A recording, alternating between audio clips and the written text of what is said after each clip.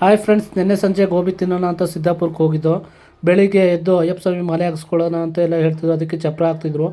ಎಲ್ಲ ಚಪ್ಪರ ಎಲ್ಲ ಹಾಕಿದ್ಮೇಲೆ ನಮ್ಮನ್ನು ಬಾಳೆ ದಿಂಡು ಮತ್ತು ಮಾವಿನ ಎಲೆ ತರೋಕ್ಕೆ ಅಂತ ಕಳಿಸಿದ್ರು.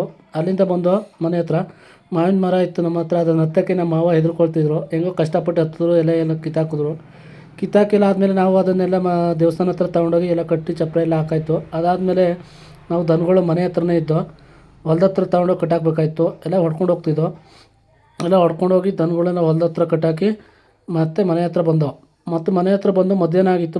ತುಂಬ ಬಿಸಿಲಿರೋದ್ರಿಂದ ದನಗಳಿಗೆ ನೀರು ಕುಡಿಸ್ಬೇಕಾಯ್ತು. ಅದನ್ನು ಕೆರೆ ಹತ್ರ ಹೊಡ್ಕೊಬಂದು ದನಗಳೆಲ್ಲನೂ ಕೆರೆ ಹತ್ರ ಹೊಡ್ಕೊಬಂದು ನೀರೆಲ್ಲ ಕುಡಿಸಿ ಮತ್ತೆ ದನಗಳ ಹೊಲ್ದ ಹತ್ರನೇ ಕಟ್ಟಾಕಿ ಹೋಗಿದೆ. ಪುಟ್ರಾಜನ ಕಾಲ್ ಮಾಡಿದ್ರು, 3 ಗಂಟೆ ತೋಟ ಹೊಡೆಯೋದೈತೆ ಬಾ ಅಂತ. ತೋಟ ಎಲ್ಲ ಹೊಡೆದಾಯ್ತು. ಶತ್ತೆ ತುಂಬ ಇತ್ತು.